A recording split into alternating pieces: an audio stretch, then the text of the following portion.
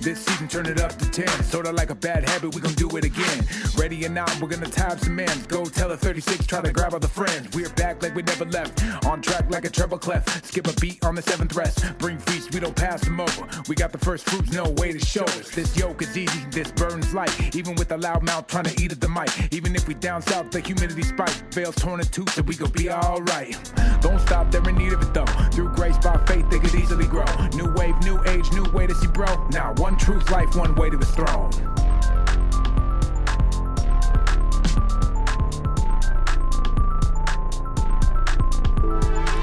Can't live on that bread alone. Every word of God's mouth will fuel me on. That's scripture, that's Christ alone. That's grace alone, that's faith alone. All glory to God, cause that's his alone. Since the lamb's been slain, we can each belong. The Lord is my strength, my peace, and my song. And I'll lay it all down at the feet of his throne. So relax, God is still in control. He knows every care, every fear that you hold. He knows every hair, every need for your soul. Nothing new around here, this story's been told. I'm just saying there's a time in the season you gotta be a Berean. If you just hear and believe it, you could be walking with demons. It could be rendering season. All the things that go to God, that's a little like treason. Wait, welcome back my friends. Did you ever really think we could pass the 10? Our socks up, we about to trend. Cause the whole 36 wanna rap again. Wait, sounds too good to be true. Like Rabbinic Candy Land, ain't no ladders, just shoot. We hold true if it's loaded in the cannon. Best believe it's understanding, if it's not it ain't proof. Like sacred name of the 2-house frame. He gets something tickle, then you fill it in the blanks. It's hide and seek, let's see if you can find out all the little messages you hit before the timeout. Ever seen a scholar with a blue belt? I have, he's about to make your food melt. The loud one and he strikes again, but don't let him close range, he gon' bite your friends. So relax, God is still in control. He knows every care, every fear that you hold. He knows every hair, every need for your soul. Nothing new around here, this story's been told. I bet you feel weak and your life is in tatters. With Bruce Street, your body is battered. You can't reach, trying to climb that ladder. Sit back and hold fast till Messiah matters.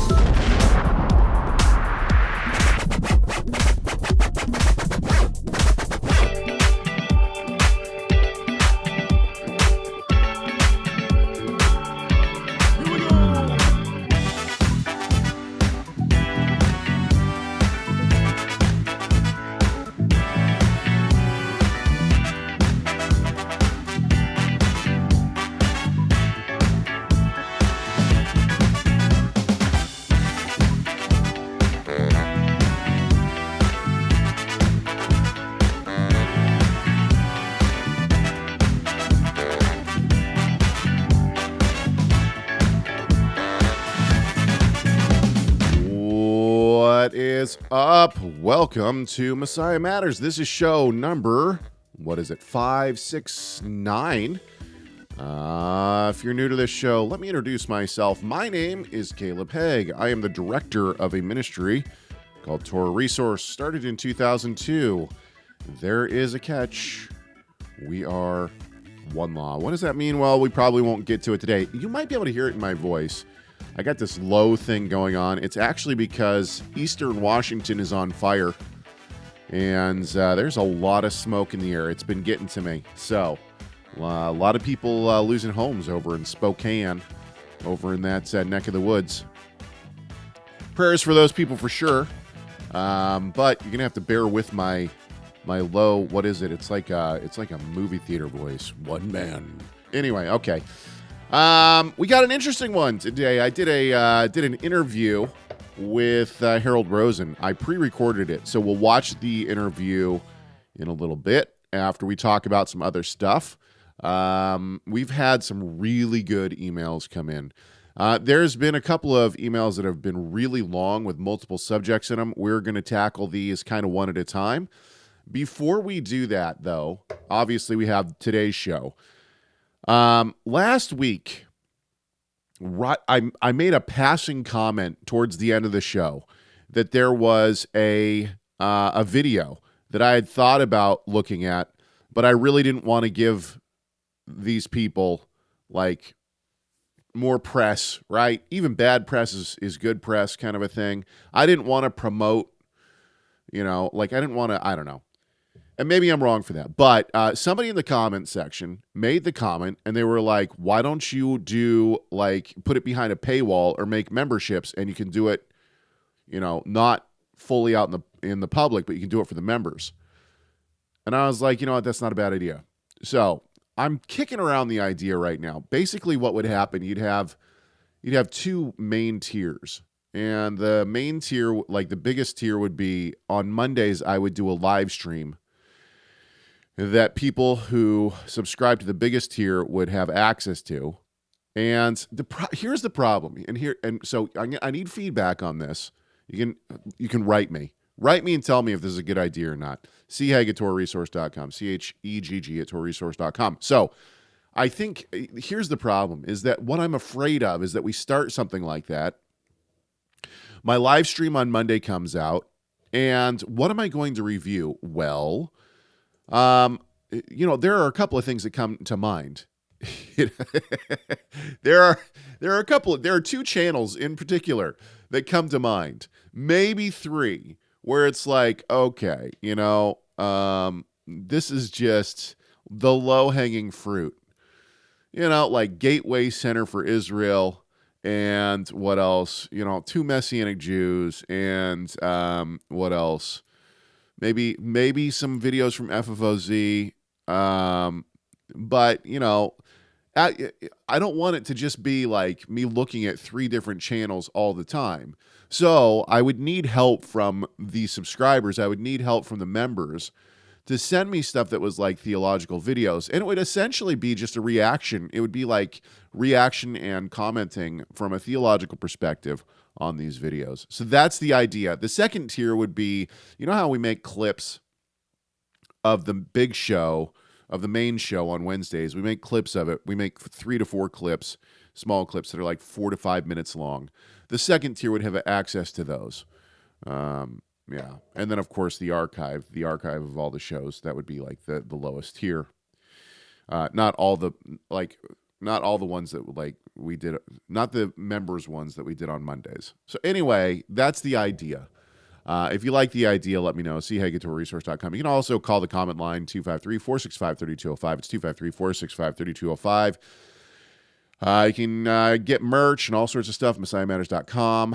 And, of course, TorahResource.com. Tons of stuff going on. Oh, my Lanta. There's a lot. I'm having so much fun right now. I'm traveling down to California for Sukkot this year with my family. Excuse me. I'm teaching. I think I have 6 sessions. Sessions on, and they let me teach on whatever I want. And so since it's for Sukkot, I thought, well, was it John 1:14, and the word became flesh and tabernacled among us. So I thought, well, that's a good jumping off point. So I decided to preach through, start by preaching through John 1. Man, I'm having so much fun putting this thing together. It's really good. And I'm learning a ton. So anyway, all right. Also, don't forget to subscribe to this YouTube channel. It really does help. So, like I said, I did a interview with Harold Rosin. A lot of fun. And I'll talk about that in a few minutes. We need to look at some other stuff first, though. By the way, so I have, like I said at the beginning of the show, I have a lot of emails that have come in. I want to look at this one. This one's on circumcision. And my head's been in this spot, too, because of the work I'm doing. Believe it or not, because of the work I'm doing in John 1. I know. How does circumcision relate to John 1? I'm going to put it all together, and then it'll be available for you guys. Okay, here's what we got. Who was this from? Hang on just a second. I want to give credit where credit is due here. Mark. Mark writes in and says this: I was actually going to write to you probably about 9 months ago and ask you about circumcision, but I found episode 506 where you actually answered my question. I haven't gone back and listened to 506. I have no clue what I talked about then. Don't know what the topic was, really. Obviously, circumcision. Don't know what answers I gave, but I hope that they're going to be the same here. However, after interacting with some of my mainstream brothers, I have a few clarifying questions. Let's go. What would you say to someone who says applying Galatians 1:10 is anachronistic? I know Galatians is one of Paul's earliest letters, but was it before he circumcised Timothy? This is a great question. And so I will tell you, this is one of the this is kind of one of the things that I have changed my view on. When I wrote my commentary on Acts, so I wrote my commentary on Acts. When I say commentary is a very loose term here. The reason I say that is because I was preaching through Acts. So you're taking these giant chunks at a time and having to try to exegete. And you only have a week to be able to prepare for it. And so it's really kind of like preaching notes. It's not really actually a commentary. But I'm going through Acts, and I look at my father's position. This is in the book, by the way. I think I have an entire excursus on when Galatians was written.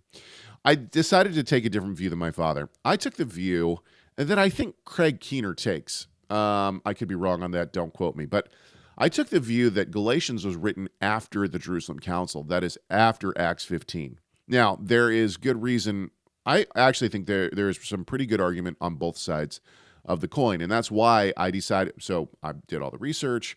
I looked at my father's view, which he takes the view that Galatians was written before Acts 15 and the Jerusalem Council, and he believes that there is that Paul goes up to Jerusalem twice, and actually we have a count of this. So I write and I put it in my Acts commentary. I'm looking over there because my Acts commentary is on the shelf over there. I write and I put it in my Acts commentary, kind of the argument for Galatians being written after Acts 15 and the Jerusalem Council. It didn't take long. About a year after that, I went back, I looked again, and I was listening to my father preach in his, teach in his Galatians study. And I started to look at the evidence again, and lo and behold, my father swayed me. I now actually believe pretty firmly that Galatians was written before Acts 15. So I think that Paul is formulating his ideas on conversion and proselytes and circumcision as a final step in the ceremonial aspect, the man-made ceremonial aspect of becoming a proselyte. And I think that he and Barnabas are discussing this, right? Give me just 1 second. I think they're discussing it. I think that they're going back to the scriptures. I think they're formulating this idea of this theological idea. And I think that finally, we have the Acts 15. So they come to this. He writes Galatians, right? He writes Galatians. He now has formulated his idea of circumcision and inclusion into the covenant, and it's become really almost like a master's thesis for him. He's locked in at this point. Okay, and then Acts 15 happens. You have guys come down. I think it was people from James, right? Disciples of James come down to Antioch, and they talk to Paul and Barnabas, and they say, look, unless you're circumcised, that is, unless you go through this ritual of conversion and keep the law of Moses, you can't be saved. And so, in other words, you're outside, and we have to kind of decode this. Unless you go through a proselyte conversion, you are not a covenant member, is essentially what they're saying here. There's a lot that goes into this too, because especially with some of the newer research on the new perspective on Paul and what the first century Jews actually believed about quote unquote salvation and or covenant inclusion, all these things kind of play a role. We have to take these all into consideration. So they come down, right? These men come down. They say, unless you're circumcised, this is shorthand. Unless you go through a proselyte conversion, you're not a covenant member. And Paul and Barnabas go, whoa. Okay, hang on. We got to talk about this. You guys are believers in Yeshua, right? Possibly these men are disciples from James, right? Yeshua's brother. What's going on here? So Paul and Barnabas decide to go up to Jerusalem. Now, at this point, in my timeline, in my new timeline, not the one written in my commentary on Acts, right? I got to go back. I should probably go rewrite it and put out actually, I'm probably going to put out a second edition anyway. I digress. So in the timeline, Paul has written to the Galatians. He's formulated his belief on covenant inclusion, right? On Gentile covenant inclusion.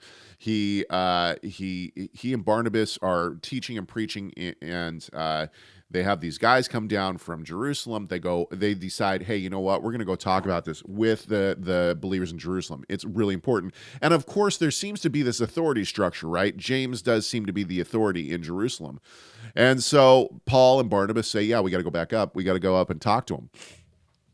Now, keep in mind, Paul, according to this timeline, has already been up to Jerusalem. He's already talked to Peter. Okay? He's already talked to Peter. And there's already been this incident with Peter where Peter is with Paul and some people come around who are Jews and Peter separates from the Gentile. He didn't want to be seen eating with the Gentiles. And so we have real, like, according to this timeline, we have real world situations that have happened. Paul goes up with Barnabas. He talks to James and the Jerusalem Council. They talk about all this, and Paul presents his case. Okay, so why do I go through all of this? Because for our friend Mark here, who asks the question, what would you say to someone who says applying Galatians 1:10 is anachronistic? Well, I understand why they would say this. However, even if Galatians is written after the Jerusalem Council in Acts 15, it's still before Timothy is circumcised, right? The position I took when I took the position that Galatians was written after the Jerusalem Council, what happens in that scenario is, and this is where it gets. This is why I think I was able to be swayed the other way. And not only that, but my father's arguments are just right. I mean, if you've heard my father and his biblical arguments, you know why he was just a master teacher. But so the position I took was, Paul and Barnabas go up to Jerusalem to discuss this because they're just starting to formulate their idea on covenant inclusion and Gentiles as covenant members. Okay, the Jerusalem Council happens. They leave. They go back to Antioch, and what happens is Paul then sits down and he writes Galatians as a result of the Jerusalem Council.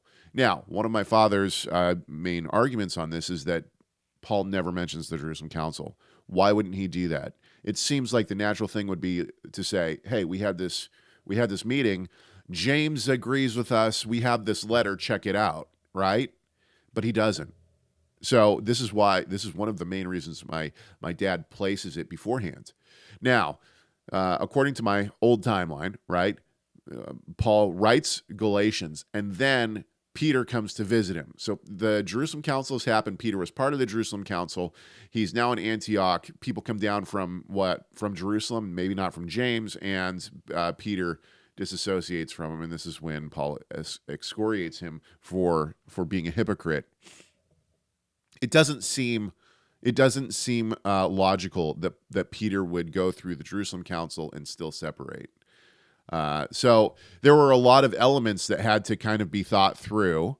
And but the point here is simply that even if Galatians is written after Acts 15, it's still before Timothy is circumcised. Okay, so it's not anachronistic, no matter what. Let's go to, hang on just a second. Let's go to, what verse does he bring up? Sorry, let me look again. He brings up Galatians 1:10. Let's go to it. Already in Galatians here, 1:10. Let's get some context here. What does he say? Let's go back to 6. Let me see. Should I kick over here? Do I have a view for y'all? Oh, I don't have, my video's gone. Hang on. What happened to my video? None of y'all can see me. Give me a second. Technical issues. I got to get a new camera, I think. Give me 1 second here. I'm trying. I don't know how long I've been without a camera.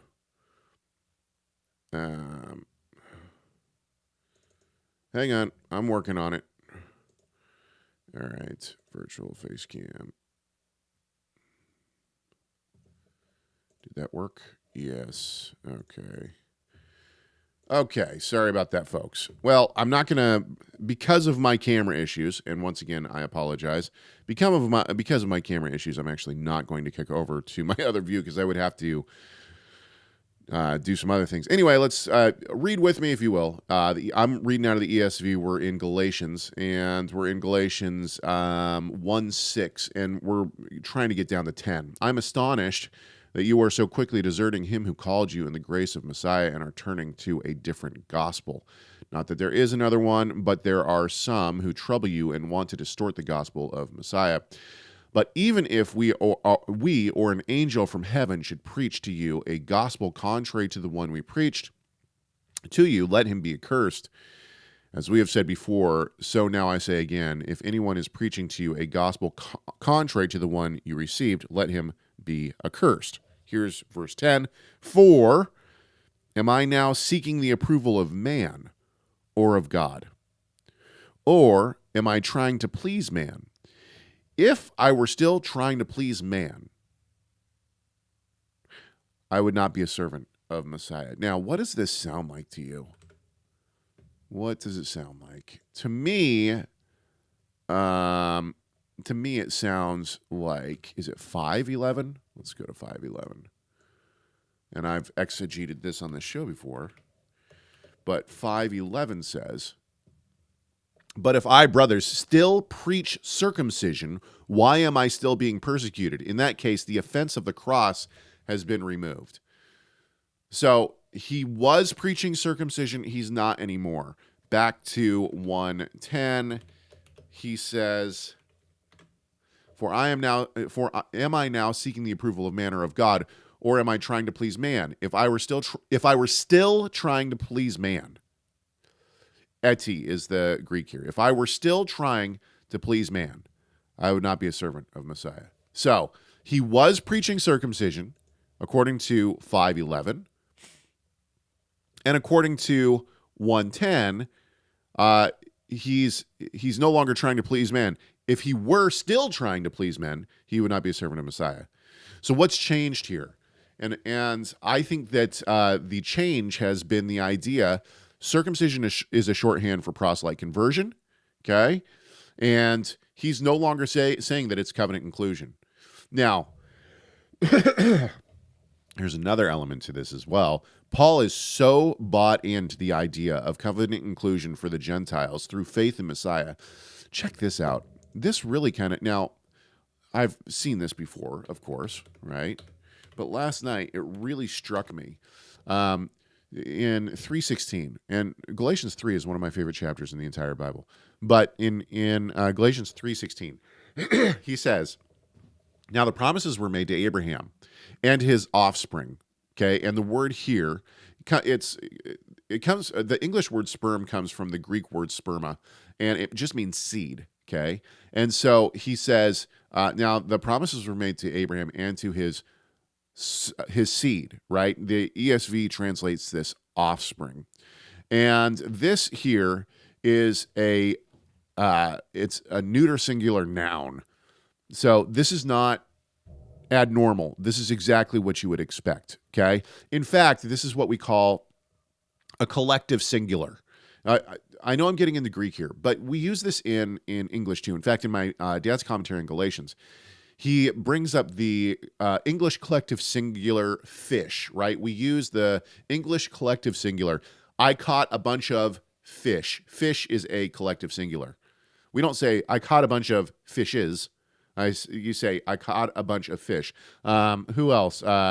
Matthew Thiessen, he uses the example of seed, of the exact word that Paul is using, right?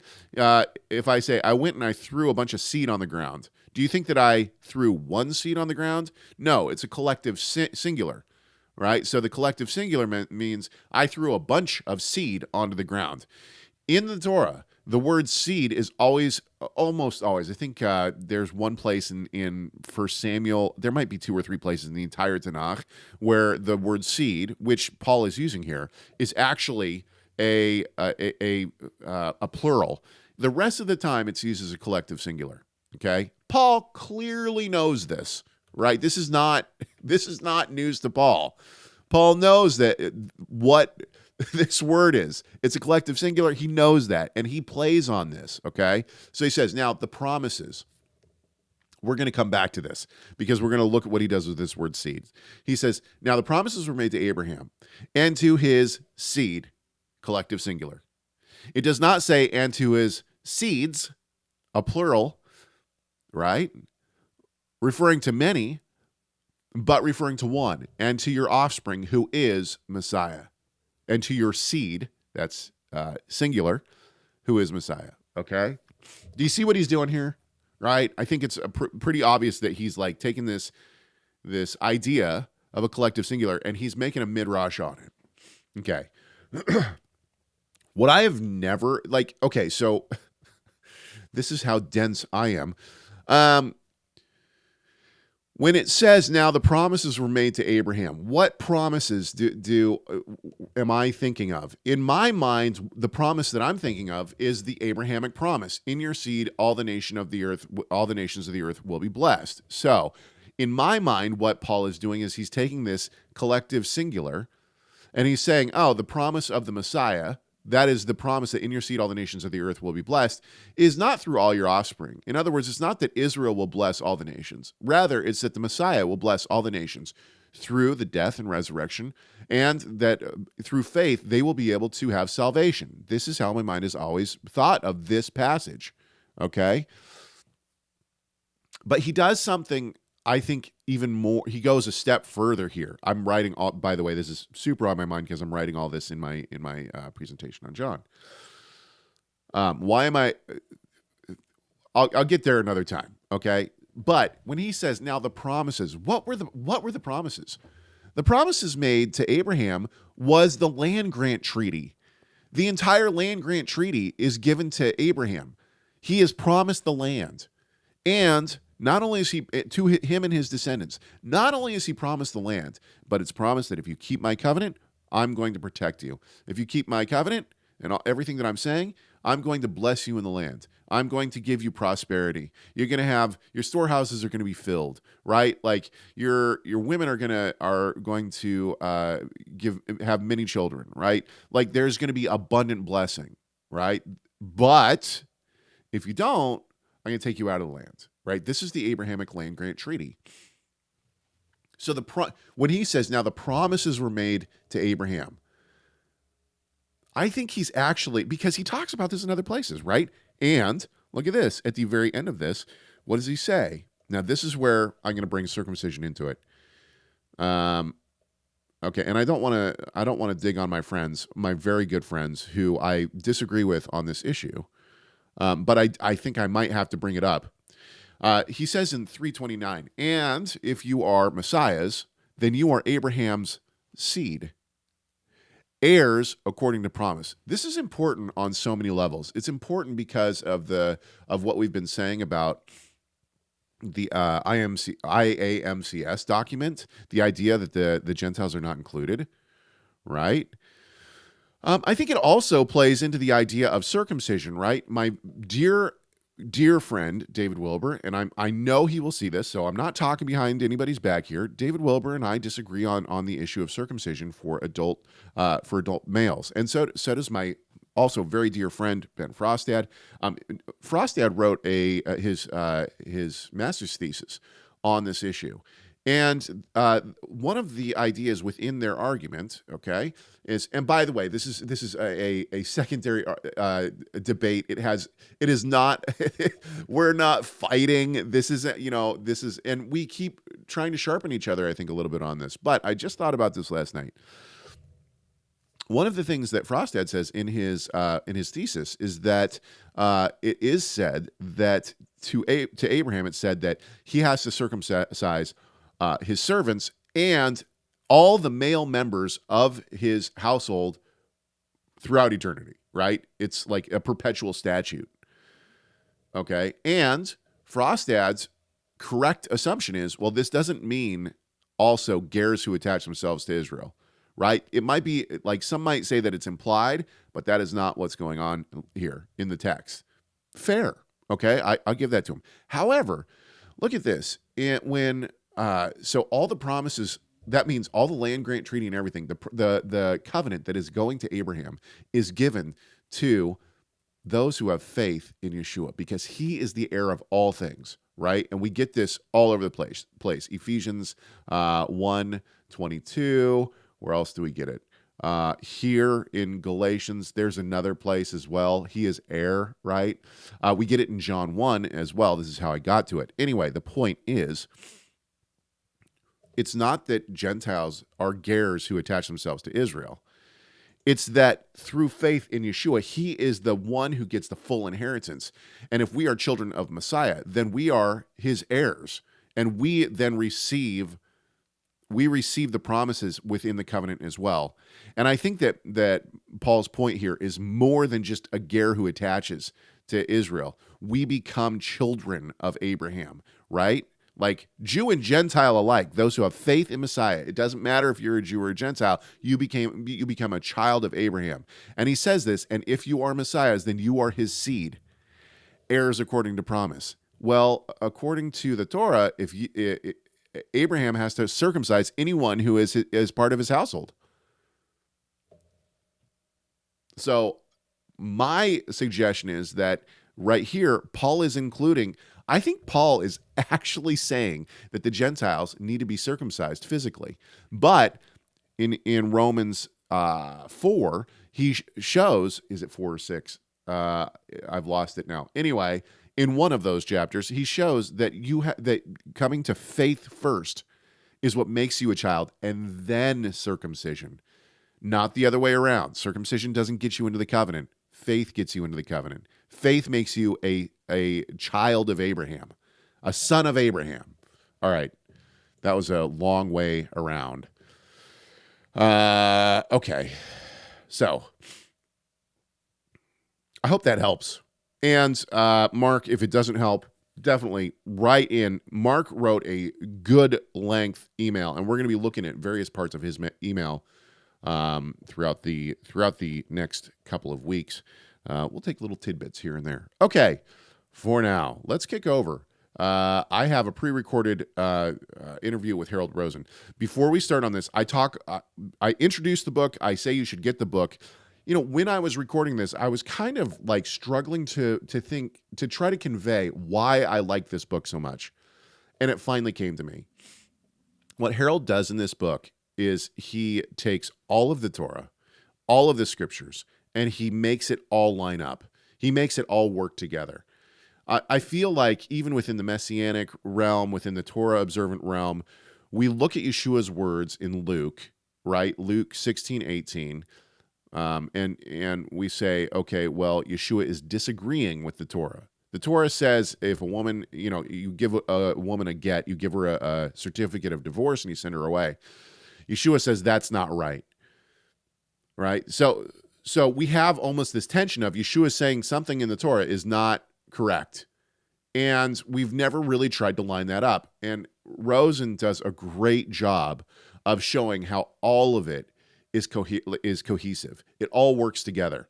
And so when I say in the interview, hey, even if you haven't been directly affected by divorce, my point is that we have a theological issue here that is beyond the idea of my personal relationship with someone, right?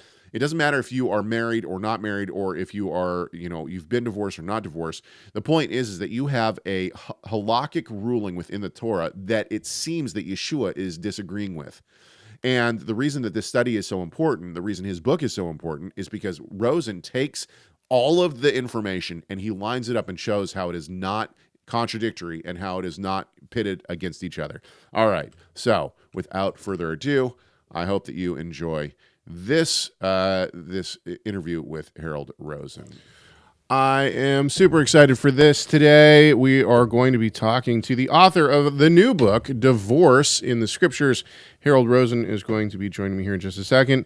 Torah Resource produced this book, or I should say we published this book. Harold produced it, and I was fortunate enough to be able to read it and to proof it for him, and it was I've never been divorced, and it was still a blessing, and I highly recommend this book to anyone Well, just to anyone who's a student of the Scriptures, because he really dived into a lot of important issues, and I think it's a issue that affects all of us on one degree or another. So I want to welcome to my show Mr. Harold Rosin. How you doing, brother?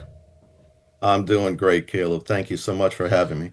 Absolutely. Okay, so people probably don't know too much about you, and so therefore I am going to ask you first, who are you?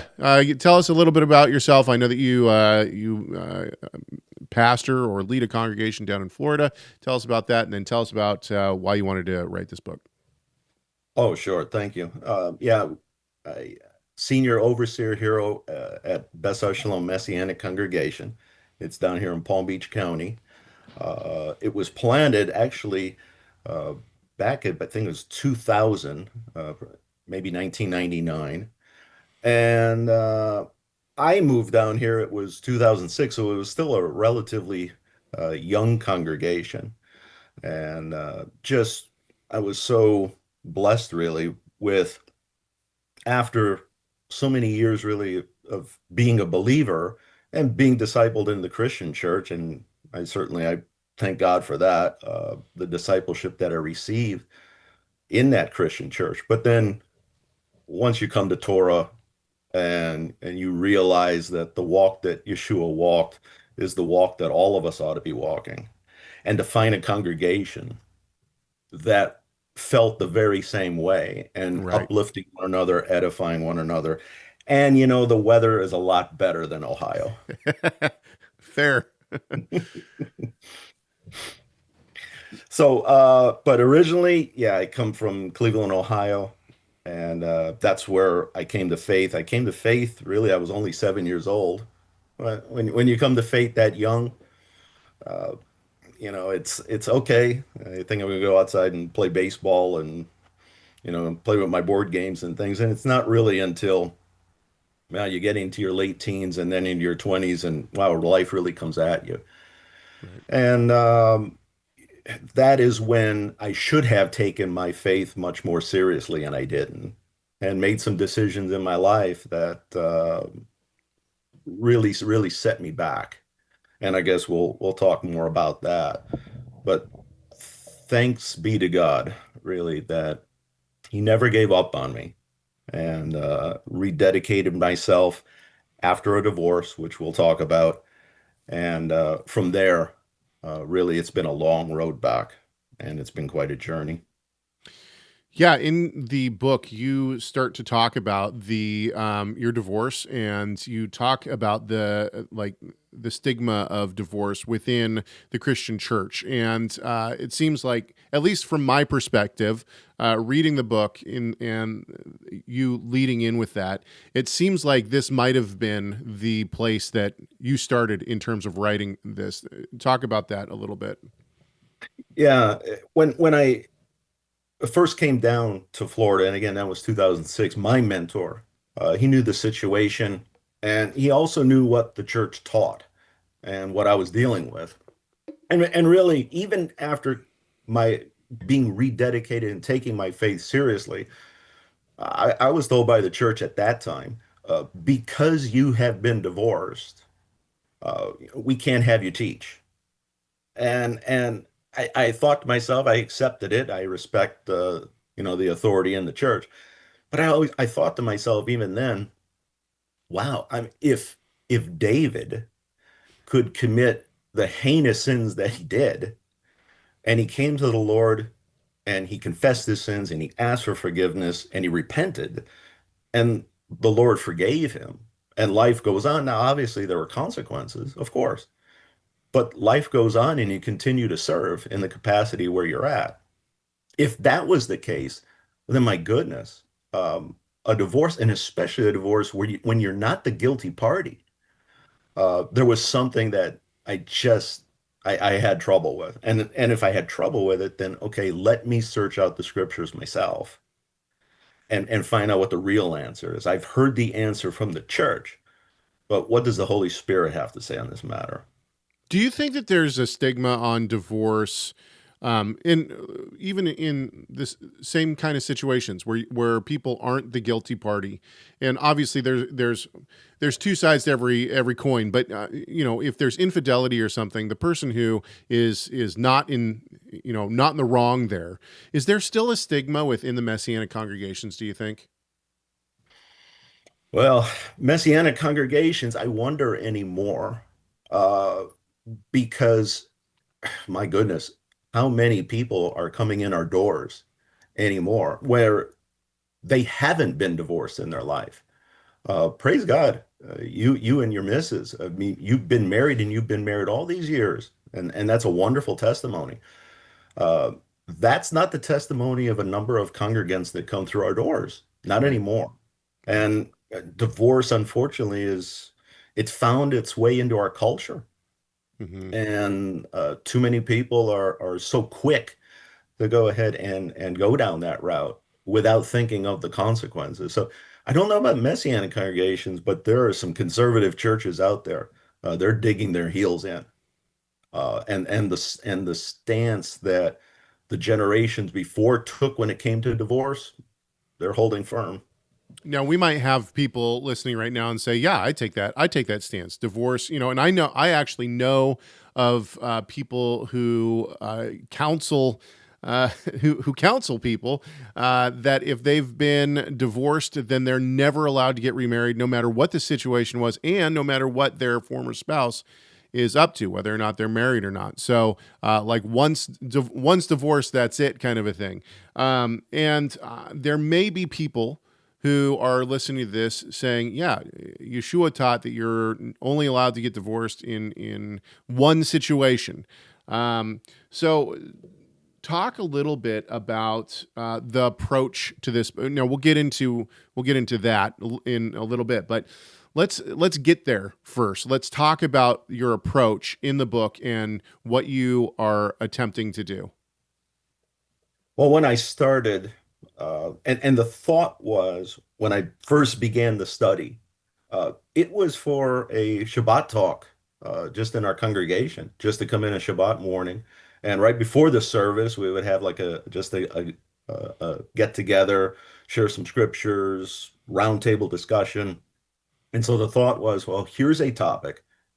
I know I want to know more about it. I'm sure there's others here that want to know more about it. So I started putting the lessons together. I gave them in our congregation, and then several people there said, "Wow, the notes and the information that you've put together for us, you got to put that together like in some kind of book format."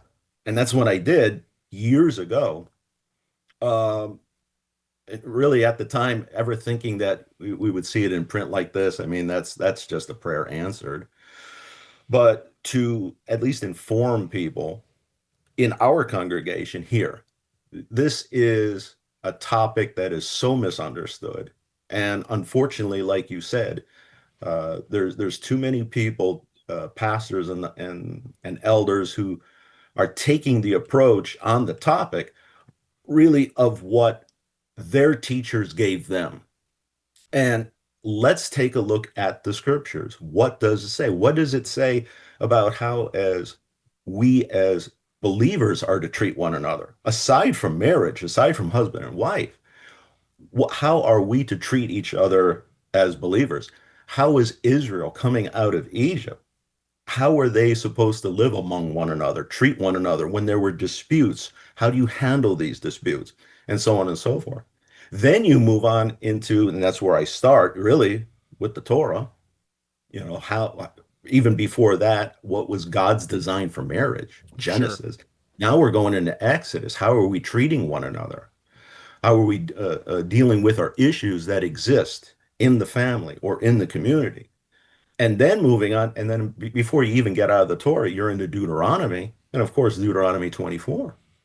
And in Deuteronomy 24, you have a woman who has been put away. But why was she put away? And if you really study that passage, you come to find out the woman that was put away by her husband, she's the innocent party in this. Right. And nowhere is she reprimanded for getting married again. Not at all. You see that, and she's the innocent party. And then by the time you get to Yeshua in that discussion, he doesn't reprimand her either.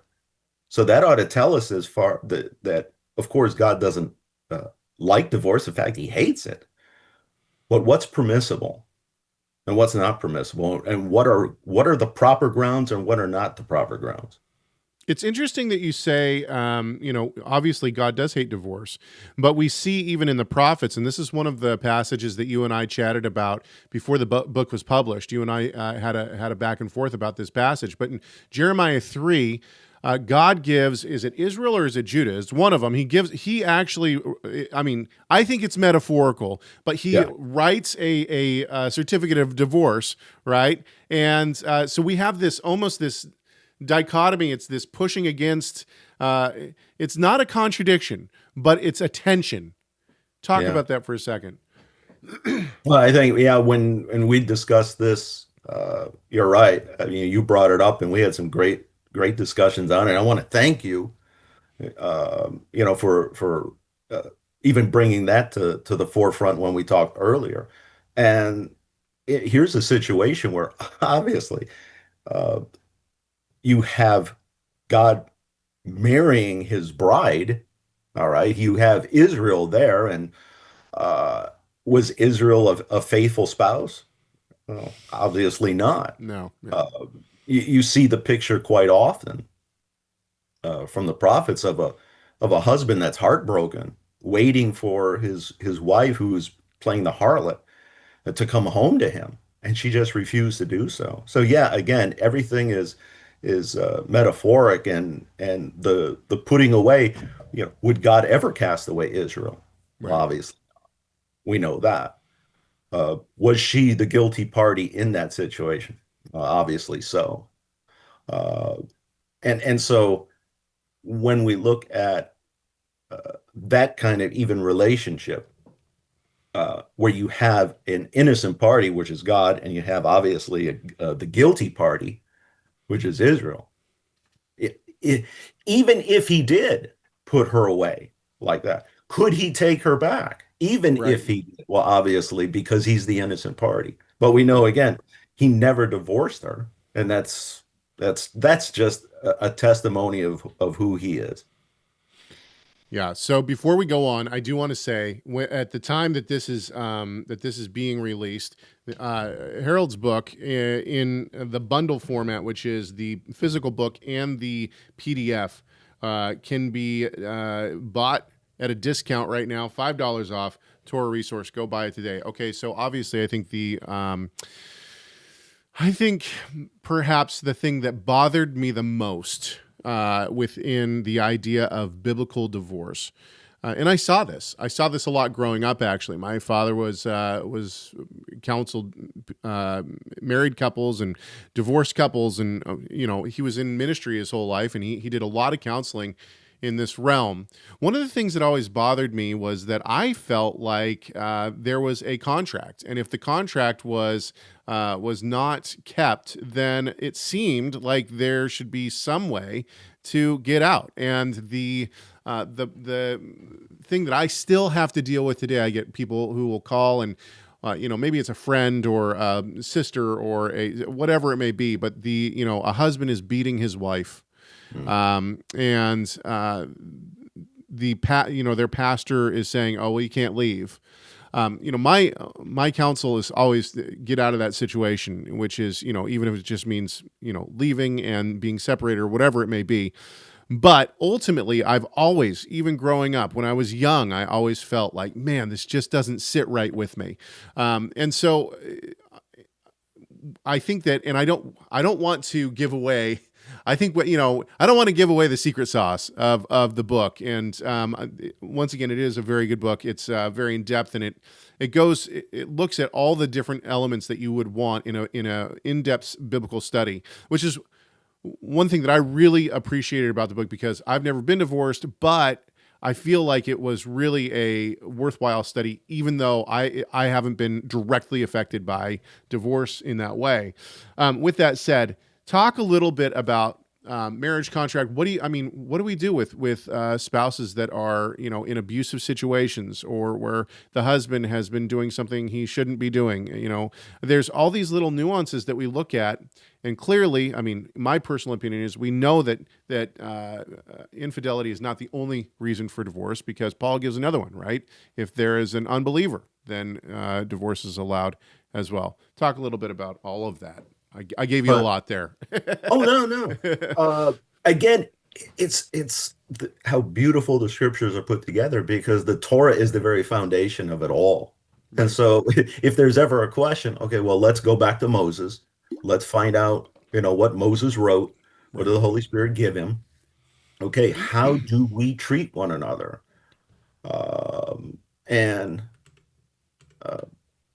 I know you lost my camera. Hang on, I'm fixing it. Keep going, Harold. Okay, all right. I'm glad that we're still together. So, if that's the case, all right, how are we to treat one another? And you go back to what Moses wrote. My goodness, and this is what I noticed when I started the study, was that if an employer goes ahead and strikes his servant. All right, an employer or servant, there's an agreement there. Let's call it a contract. There's an agreement there. You're going to give me so many hours per day, per week, what have you. I'm going to pay you. There's the bilateral agreement there. Obviously, if the employee doesn't show up for work, or doesn't do what he's supposed to, or she's supposed to do, hey, they've broken their side of the deal. And if you go ahead and work for me and I don't pay you, well, then I've broken my side of the deal. Mm-hmm. So we understand that if an employer strikes an employee, their servant, the employee is allowed to go free. And I thought to myself, well, wait a minute. If the employee is allowed to go free because of abuse, then how can we possibly look at, and oftentimes it's the woman in a relationship that is getting physically abused like this. How are we going to go ahead and look at her, who's being abused, and perhaps probably the children as well, and say, well, you're just going to have to stick it out. You're just going to have to be his punching bag day after day after day. You know why? Well, he hasn't committed adultery. Really? Well, I think that's very short-sighted. And so it all goes back to, what do we expect out of one another? What do we expect out of a marriage?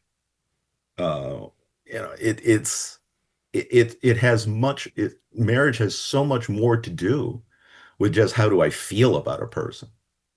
Marriage is the very picture of the triune Godhead. And it's even the ceremony itself, at least I view it this way. You have that father who's leading his daughter down the aisle and handing her off to this man. And it's almost like no words are being exchanged at that point. But everything that I've done for my girl here, I've taken care of her. I've made sure that she's fed. I've made sure that she's clothed. I've given her, when she was young, her education. I've protected her all these years. And now I'm handing her off, and all that responsibility that I've had all these years, I'm going to hand her off to you. And I expect you to take care of her just the same way as I did. And then even more so, because now she's a woman. Right. See, at that point, now we start to understand, hey, there's a lot more to this marriage thing than what we were ever taught. There is a responsibility there on both sides. And Paul brings this up, of course, even in his letter to the Corinthians, what those responsibilities are. So there's much more. There's much more to the story here when it comes to, well, you're just going to have to stick it out because your husband's not committing adultery. There's a lot more to it than that. Yeah, and actually, that was one of the things that I really appreciated about the book. Your focus on Yeshua's words. I think that the book leads directly to it builds and builds and builds, looking towards that the answer to that question. And the question I think that most readers are going to have from the beginning is, well, then what does Yeshua's words mean? And I don't want you to explain it now because I do want people to go. When he says, "I do not allow divorce except for infidelity." I'm paraphrasing, but I think that was really the reward of your book is that a lot of hashing that out and it all kind of culminating together, which I really appreciated. Tell me about the reception of the book. As you said, you wrote it before it ever got printed. You had compiled it. Have you gotten pushback on it? No, I haven't. I've gotten a tremendous amount of thank yous, and may I say, the majority of the people who have, like, even before it got printed, that took part in, hey, give me some of this information. I need to know this. They were married, and some had never even gone through a divorce, and they were so thankful. They understood when they got the information. It's okay. I'm happily married. I've been happily married all these years. But hey, my children now, they're not teenagers anymore, and now they're beginning starting college pretty soon, or they're young adults. And what to look for in a husband, what to look for in a wife. Well, you're not going to find that in the culture, that's for sure. What do the scriptures have to say as far as a husband's responsibility, a wife's responsibility? And so it helps to heal, obviously, those of us who have gone through a divorce and clean up some misunderstanding.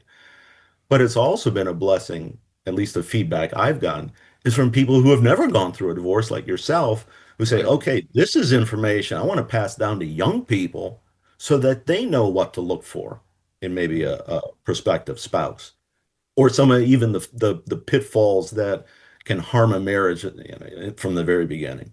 Yeah, one of the things that it's pretty obvious that my father was a big influence in your perspective. You reference my dad's work on marriage quite a bit, so I see this almost as an extension of my dad, like the prequel or the sequel to my dad's work on what God has joined together, and he did a lecture series on that too. Who are some of the other influences that you really lean on in the book? Oh, yeah, your dad. I mean, that was what he was able to provide for me from the books that he had already written. That was priceless. And then I can't help but the first name that comes to mind is Dr. Craig Keicher. Mm-hmm. And I think the title of that one is "And Mary's Another," because his work in that book is also phenomenal. So if there's anybody out there who wants even additional reading, I would strongly suggest that one. And then there were other commentators from of course some of the Gospels that I brought up and those examples, and then some names come off the top of my head. Yeah, I'm trying to think of some of the other ones, but there's a number of people I know I quoted. There was oh my goodness, his name escapes me right now. So no, it's sorry. okay. That's okay. No, like I said, I see it almost as a sequel to my father's work, and it's very much in that vein. Very well researched, and lots of good footnotes to follow after and whatnot. So, moving forward from here, let's talk first of all. Are you working on something else now? Are you working on another book? I am. Yeah, I've got something already put together, completed, and we'll see, where that really goes, where it deals with speaking in tongues from a biblical perspective. Like, what is that? Okay, you don't like what happened there? Yeah, it seems like you like the controversial, like to dabble in the controversial.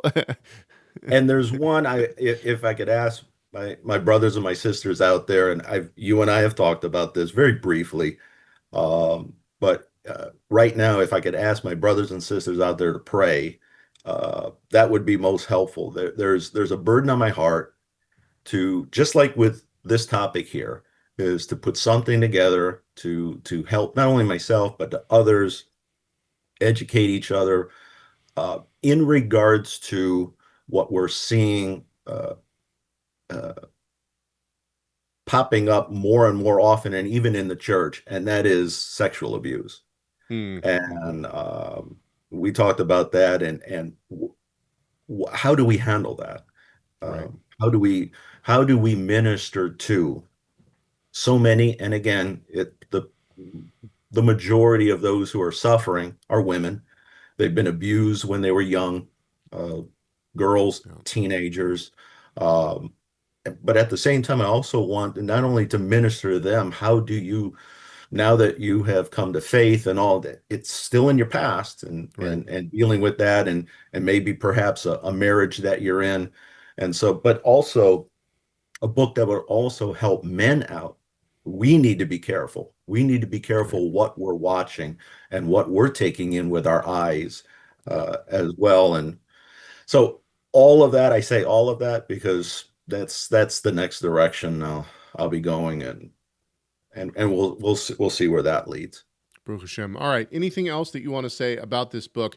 Right now, it's $29.99 on Torah Resource. You can also get it on Amazon. You can also get it in Kindle on Amazon. You can get it in PDF on Torah Resource. So, anything else you want to say about this book before we say goodbye? Yeah, I think we've covered it all, but I just want to encourage everyone to get a copy of it. Not only to educate yourself on this topic that has been so misunderstood and so mistaught in our churches, but like several people have mentioned me, if you have young people, children, grandchildren, Right. and they're getting into that age, where pretty soon, hey, they're going to start getting interested in dating, marriage, and Right. things, that will also help as well, because we want to be equipped to the point where we know how to handle these situations before the lawyers get involved. Mm-hmm. Mm-hmm. Well, like I said, I found it to be a absolute fascinating study, and I really encourage everyone listening, go get a copy. You can get it on Torah Resource or on Amazon. It's well worth the money and the time to study. It's man, I flew through it. I felt like it was just very engaging. So, all right, thank you so much, Harold, for being with me. I appreciate it, and we will talk to you hopefully again sometime soon. Thanks. All right, so there it was. Yeah, I mean, I know I already said it, but I think the reason that the book struck me so much is because it's really one of those halakhic topics that seems like a contradiction from the Torah to the Apostolic Scriptures, and those kind of halakhic, that's one of the reasons I'm going through 1 Corinthians. Before I started 1 Corinthians, which was a long time ago, but before I started 1 Corinthians, the idea of, if you're single and you can like remain in your state, right? Like, is Paul saying that we shouldn't get married, and that this is like a challenge against the first commandment given in the entire Torah? So it's these kind of halakhic things that I look at and I'm like, man, I really want to figure this out. I want to figure out how this works. So anyway, you can get it right now on Torah Resource, the bundle, which is the PDF you can get the PDF and the physical book for, I think, the same price. So go check it out. You can find it there's a link in the description of this video. And it's right now, it's also on the homepage of TorahResource.com.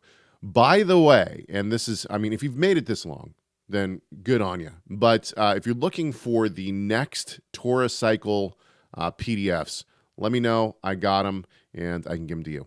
Okay. Anything else? I think that's it. All right. Let me also know.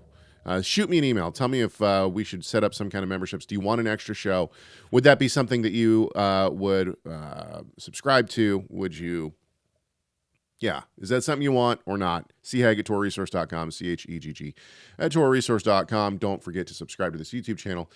I know it sounds weird, but it really does help me. Okay. I hope that this conversation has done at least one thing. That is to glorify our great God and Savior, Yeshua the Messiah. Why? Well, I think you know why. It's because Messiah matters.